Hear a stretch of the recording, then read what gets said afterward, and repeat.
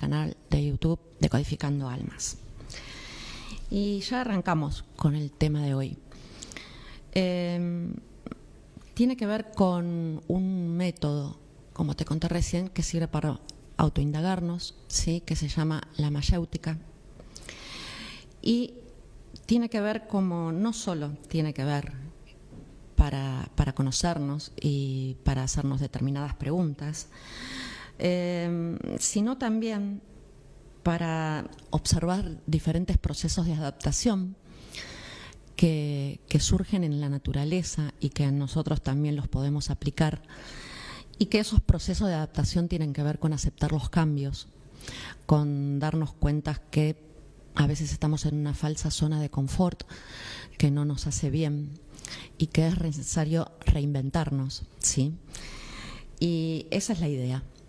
El tema lo vamos a desarrollar sobre un ejemplo que es de manual, ¿sí? Que es la reproducción de los salmones. Y primero vamos a hablar de la mayéutica y después te cuento qué pasa con la reproducción de los salmones y cómo puedes aplicar ese método, cómo se ve reflejado en ese ciclo. Esto es, ¿por qué te digo que es de manual? Porque siempre te nombro un doctor que se llama Klaus Sabat, podés ir buscándolo, podés googlearlo, porque es interesante el trabajo que hizo, que se llama la biología total de los seres vivos. El que hizo en años de investigación, comparó los seres vivos, plantas, animales, ¿sí? Con nosotros. Y, como digo siempre, causalmente no somos tan distintos. Entonces hay muchas cosas que podemos observar en la naturaleza que nos sirve a nosotros para cuestionarnos, para decir, epa, ¿qué pasa? Entonces, si un animal puede adaptarse para sobrevivir, para garantizar la perpetuación de la especie, para lo que sea, ¿por qué no nosotros? Entonces, ¿qué es lo que ellos tienen que nosotros no?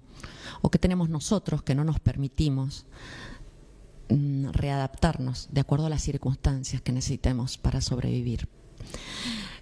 Nuestro cerebro tiene dos funciones entre las más importantes: garantizarnos tiempo de vida y calidad de vida, y en función a eso va a reaccionar frente a cualquier situación que genere peligro, cualquier situación donde me sienta vulnerable, donde me sienta agresiva, donde te sientas desprotegido, ¿sí?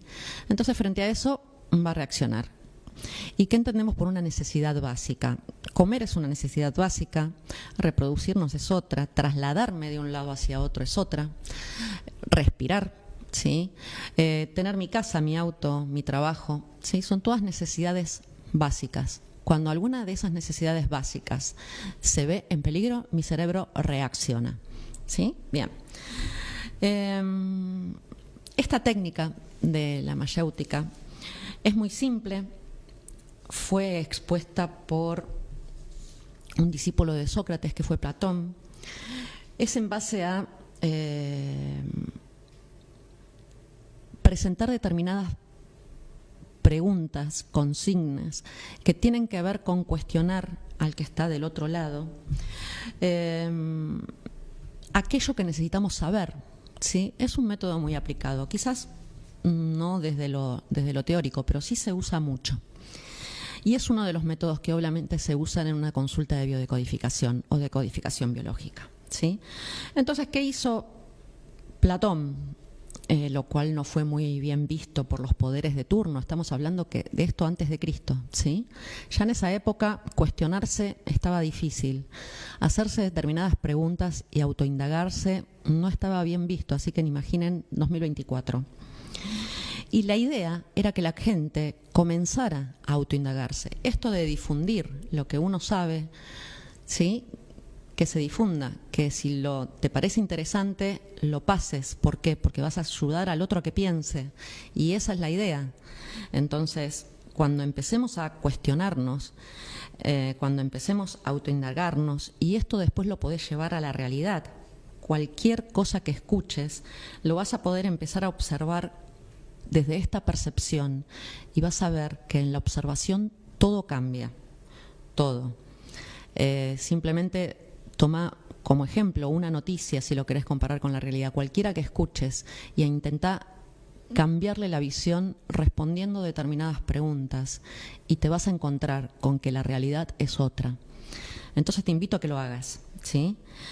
¿Y cuáles son esas preguntas que deberíamos hacernos? O las que plantea, ¿sí?, este método de la mayéutica.